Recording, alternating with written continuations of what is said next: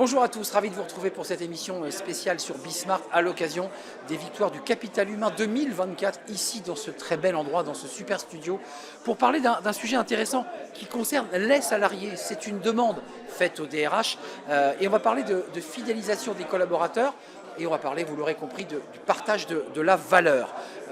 Sujet technique, mais sujet éminemment concret. On va le rendre concret avec mes invités. Laurent Bentata est avec nous. Bonjour. Bonjour Laurent, je suis très heureux de vous accueillir, directeur commercial au CIC Épargne Salariale. Ça, c'est un sujet évidemment extrêmement concret. Et puis à vos côtés, Alexis Manceau, vous êtes Head of Compensation and Benefits chez OVH Cloud.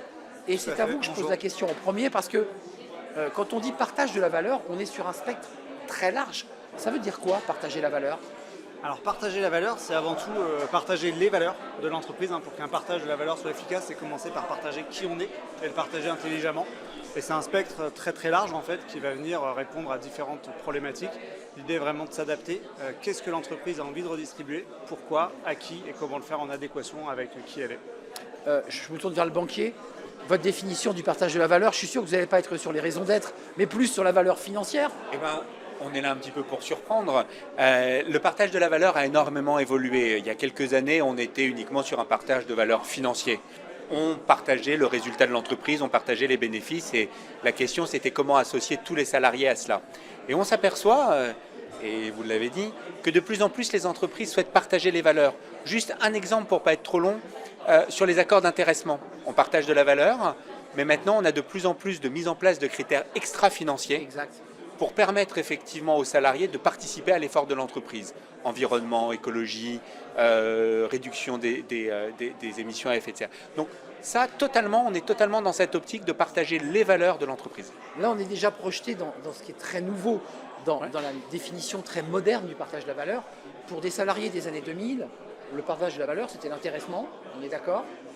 C'était quoi d'autre ? C'était quoi les outils ? Intéressement, participation, plan d'épargne groupe, on était principalement sur ce type de mécanisme.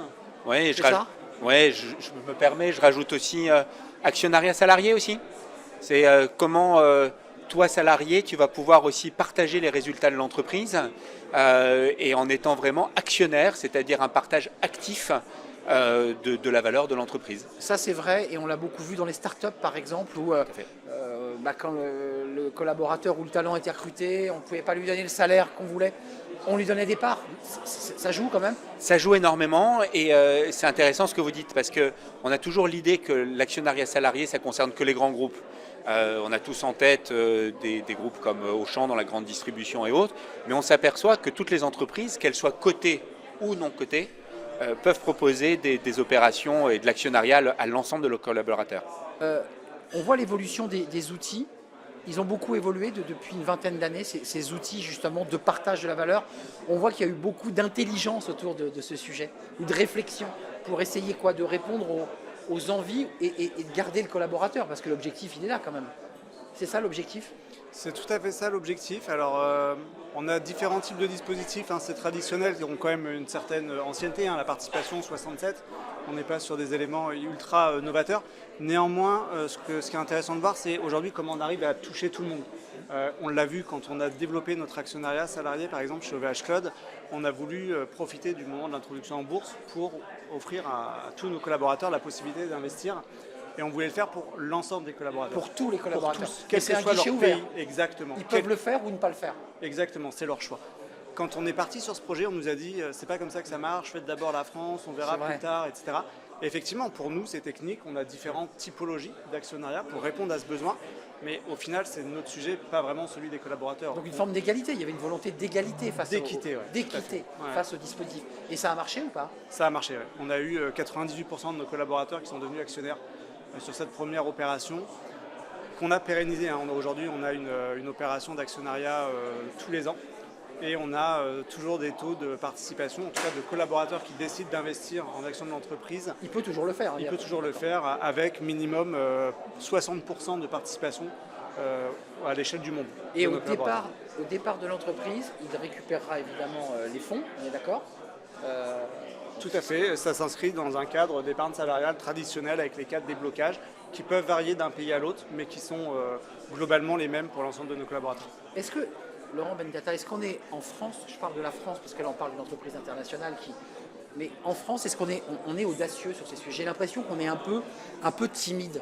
Alors, le législateur peut être audacieux, peut-être timide, mais je pense que c'est les entreprises, c'est les DRH, c'est les chefs d'entreprise qui, eux, par contre, ont énormément d'imagination. Et on le voit, hein, nous, sur le terrain, on gère aujourd'hui plus de 13 milliards d'encours sous gestion, un peu plus d'1 million de comptes, effectivement, d'épargnants en France. Et on s'aperçoit que chez nos clients, ils arrivent toujours avec des nouvelles idées.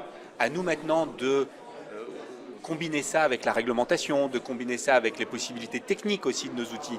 Mais oui, il y a beaucoup d'incentives de la part de nos entreprises et du maillage français en fait sur ces sujets. Sans me projeter ou déformer le sujet sur lequel on est ensemble, mais on voit les débats sur les retraites, sur le financement de nos retraites, sur la manière dont il va falloir travailler plus longtemps.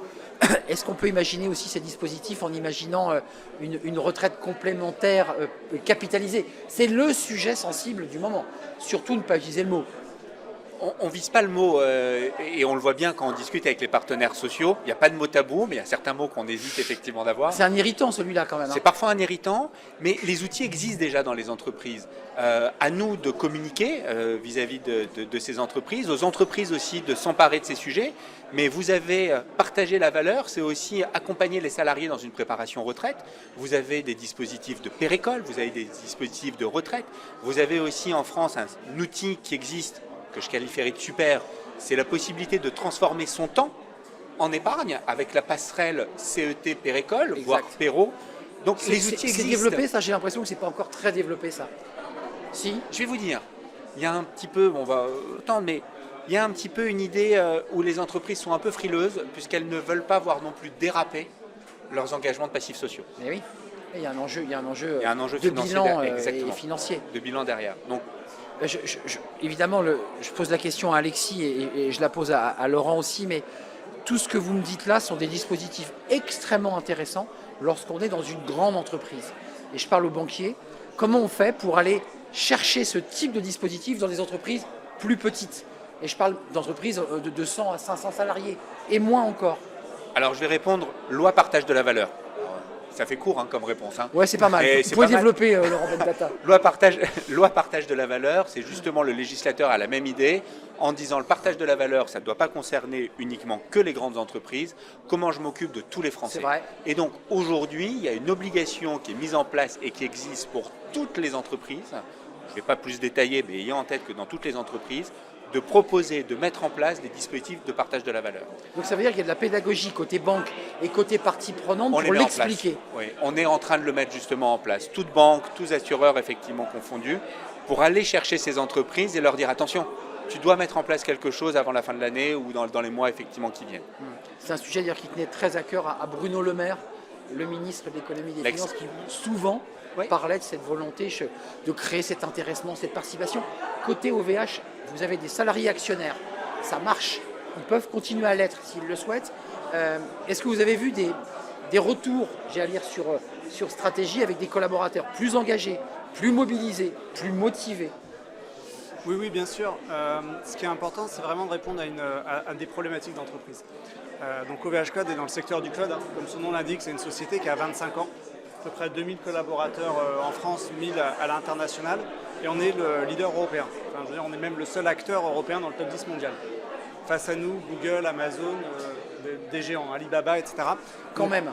Ça pose, non mais quand même. Ça pose, mais surtout ça nous oblige à penser différemment. Qu'est-ce qu'on va faire pour rivaliser avec ce type d'entreprises qui ont des moyens colossaux et comment on arrive à se différencier? Et comment j'attire les talents, pardonnez-moi. Comment j'attire les talents et comment je les garde? Parce que dans le monde de l'high-tech, il faut savoir que par exemple Facebook, qui est bon élève aux États-Unis, l'ancienneté moyenne des départs volontaires, c'est 2 ans.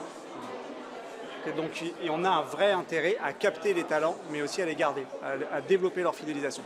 Et donc on a travaillé là récemment sur un projet de flexibilisation de la rémunération autour de l'ancienneté. C'est-à-dire que nos collaborateurs qui franchissent des caps de 5 ans, 10 ans, 15 ans d'ancienneté, on vient leur attribuer des sortes de points qu'on a baptisés en interne des kudos.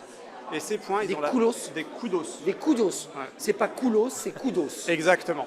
Et l'idée était de se dire, vous avez un même nombre de points, quel que soit le pays.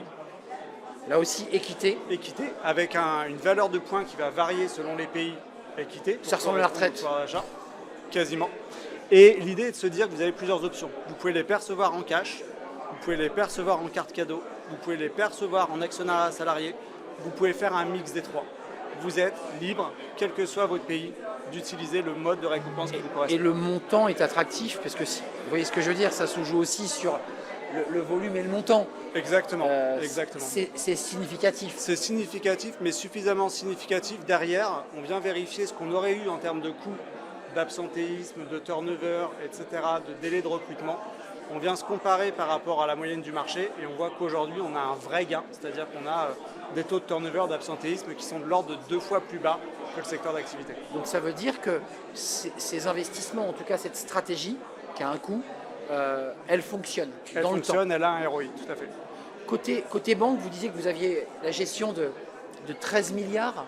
Oui, c'est 13 milliards d'encours et on intervient sur toutes les tailles d'entreprises. Donc ça nous permet effectivement d'être aussi bien présents sur les entreprises du CAC 40 que sur, qui est notre cœur aussi de cible, sur le marché des pros et des PME. Et notre marché a énormément évolué puisque, comme le disait Alexis, avant on faisait d'un point de vue très financier, on partage la valeur, de la participation, de l'intéressement. Classique quoi. Classique. Maintenant on voit qu'on devient des communicants, des juristes, des financiers, et qu'aujourd'hui, une entreprise, lorsqu'elle vient faire appel à nous, elle a besoin d'un acteur qui va valoriser son dispositif.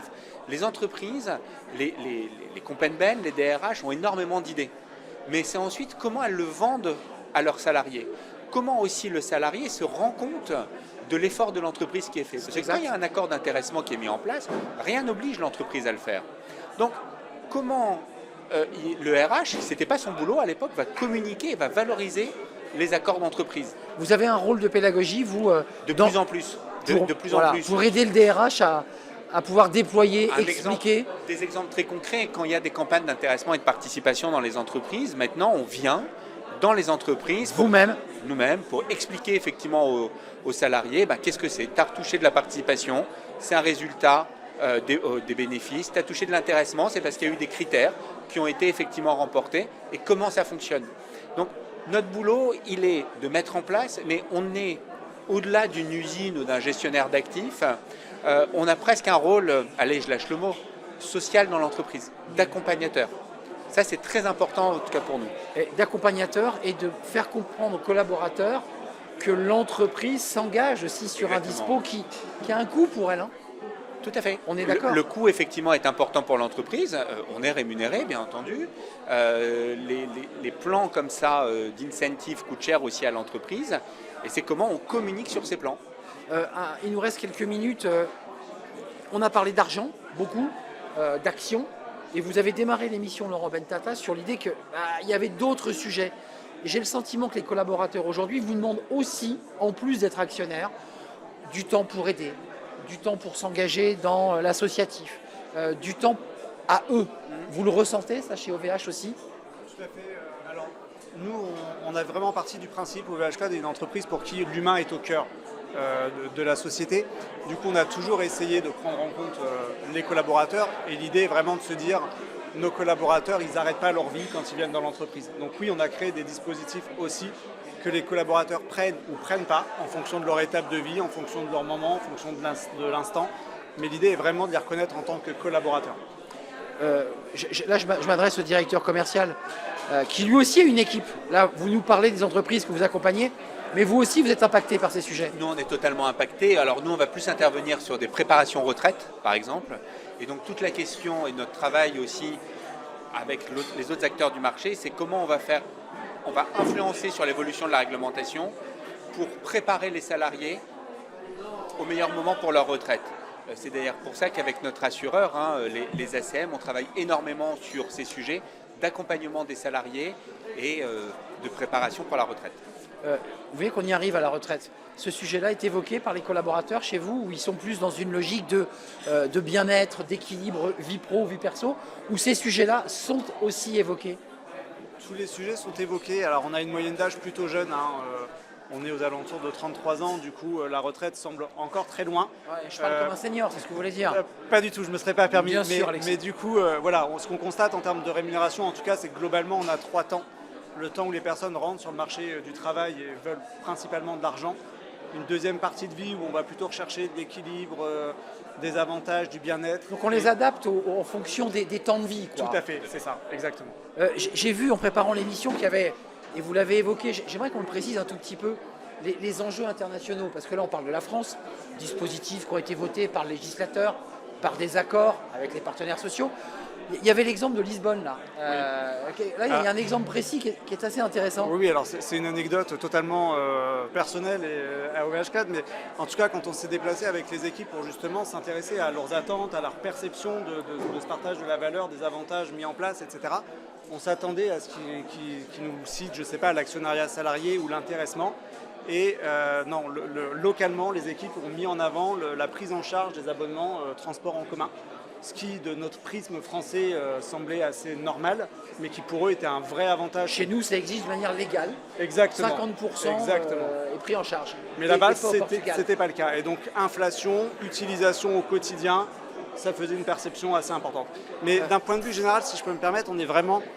Des fois, on a des interprétations un peu erronées. J'ai longtemps cru, comme beaucoup sans doute de mes collègues, que les États-Unis étaient les champions de la rémunération variable. Rémunération cafétéria, flex, bénéfices, etc. Pas du tout. Quand on a travaillé sur le dispositif dont je vous parlais de choix, les avocats et fiscalistes américains étaient surpris qu'on puisse proposer ce type d'éléments en plus du salaire et pas à la place du salaire. C'est-à-dire que dans la culture américaine, on fait des salary sacrifice, on perd du cash pour améliorer d'autres éléments. Mais c'est pas plus, c'est fromage ou dessert. Exactement. En France, on additionne un outil. Tout à fait. Dans votre entreprise, qu'on y voit clair, on a quoi? De la participation, de l'intéressement? C'est ça les outils mis en place? Participation, intéressement, actionnariat, salarié. Gros travail sur la qualité de vie, sport, médecine. Voilà. Donc, vous avez mis en place, j'ai envie de dire, l'ensemble des dispositifs, quasiment. Alors, on n'a pas cette prétention-là, mais en tout cas, pour nous, ce qui est important, c'est de dire, vous avez votre package de rémunération, vous avez une brique un peu vie, votre vie courante, sur lequel vous utilisez ou vous n'utilisez pas des crèches, donc du service. Du service. Et une troisième qui est vraiment du partage de la reconnaissance à travers l'intéressement, à travers ce programme d'ancienneté, etc. Côté banque, vous disiez que vous aviez 13 milliards d'encours. Oui. Ça se répartit comment? C'est plus de la participation? C'est plus de l'intéressement? C'est quoi la ventilation? La ventilation, on est tellement très large. On a une ventilation, j'allais dire, aussi bien autant de participation que d'intéressement. Les enveloppes d'intéressement donnent plus, puisque dans l'idée déjà aussi première, basique, c'est que si je n'ai pas assez à donner au titre de la participation, je vais aller chercher d'autres leviers. Participation, c'est le partage du CA. Hein. Tout simplement. C'est simple. Hein. Et maintenant, vous allez avoir une autre source d'alimentation, en plus des jours de repos, en plus de l'abondement, qui est la prime de partage de la valeur, qui peut être versée dans un dispositif d'épargne salariale. Qu'on a appelé la prime Macron. Exactement, prime Macron, qui commence à perdurer, qui rentre effectivement dans le... Elle marche encore, excusez-moi, parce que on a eu le sentiment qu'elle avait disparu. Elle marche encore tellement bien qu'aujourd'hui, on peut, d'un point de vue intellectuel, réfléchir à quelle est la différence dans les prochaines années entre une prime d'intéressement et une prime de partage de la valeur. Ah, donc il y a un arbitrage qui se voilà, fait. J'aime bien la tête qu'Alexis fait. Ouais. C'est pas dire des gros mots, mais de dire j'ai aujourd'hui un accord d'intéressement qui est mis en place avec des critères. D'un autre côté, j'ai un autre outil qui est une prime que je peux mettre en place de manière unilatérale. Qui fiscalement est intéressante. Peut-être intéressante, si elle est versée, puisqu'elle peut être versée dans le plan d'épargne. Au final, pas demain, mais après-demain, quel est l'avenir d'un accord d'intéressement qui est plus contraignant? Je n'ai pas vocation à y répondre ici, mais c'est un plus contraignant parce qu'il ne passe pas par l'accord, la prime. Ça passe pas par l'accord. Non, mais c'est important de le préciser. Ça passe pas par l'accord. Oui. Et puis, il n'y a pas ces histoires de critères, il n'y a pas ces histoires aussi de temporalité de mise en place. Exact.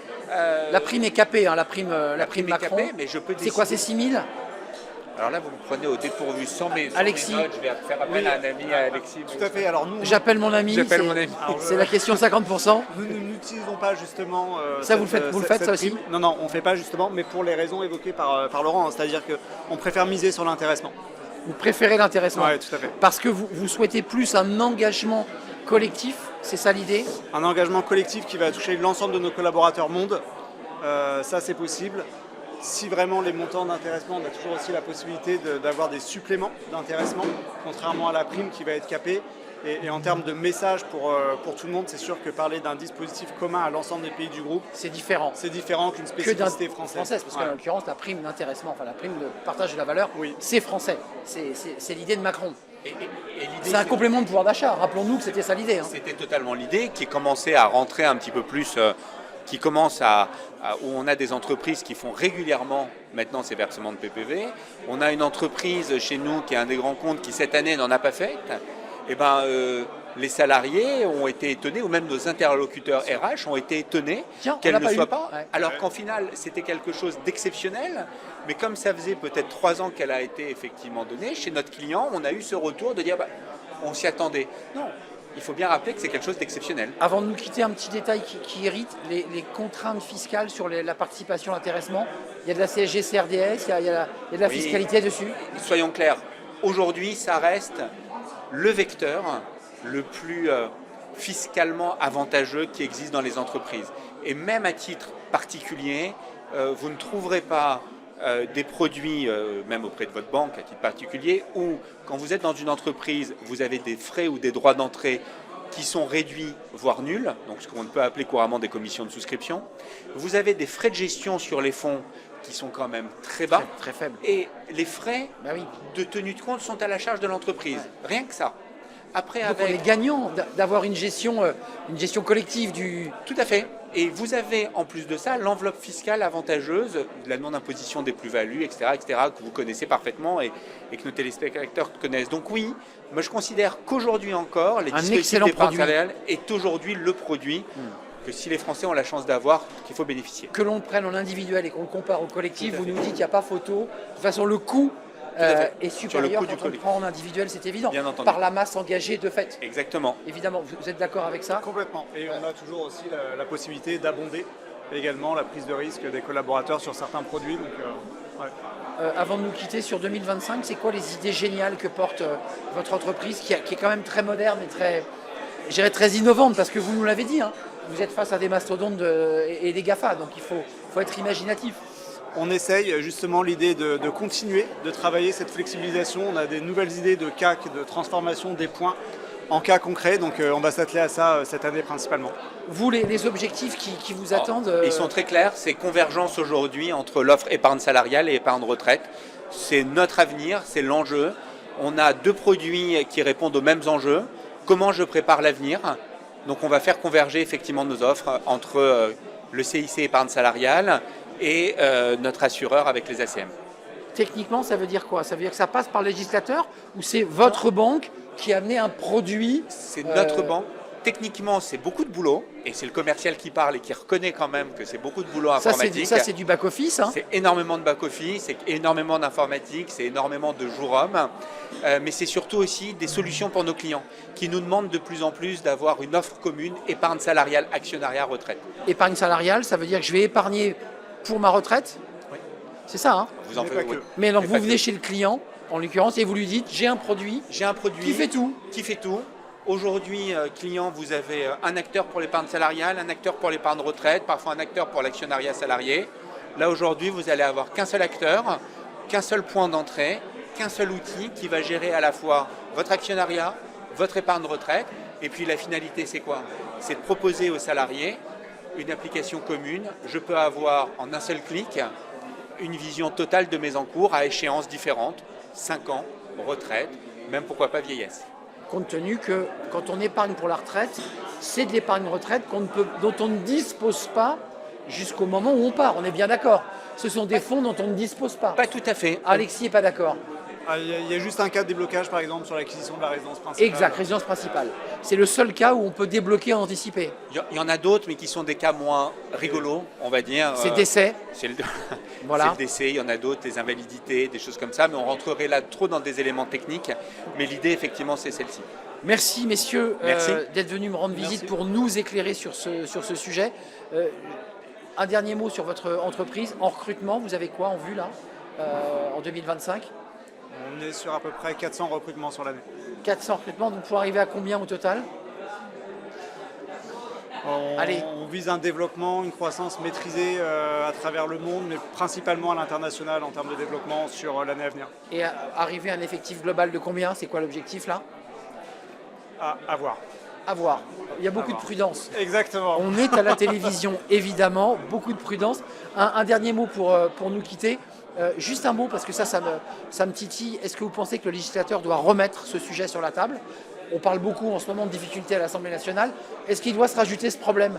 Ou est-ce qu'on a tous les outils? Alors, je pense sincèrement qu'on a tous les outils, voire beaucoup d'outils. Laissons, et là, je ne parle pas que pour le CIC épargne salariale, à l'ensemble des acteurs de la place de digérer aussi les évolutions législatives qui nécessitent d'énormément d'enjeux techniques. Et puis, je pense qu'il y a pas mal d'autres sujets aujourd'hui. Et un produit CIC qui arrive sur le marché en 2025, Oui, tout à fait. qui vous a donné quelques nuits blanches. Merci à vous. Merci. Laurent Merci de Bentata, l'invitation. directeur commercial CIC épargne salariale. Et merci à vous Alexis Monceau, Head of Compensation and Benefits chez OVH Cloud, avec des perspectives de recrutement. Restons prudents.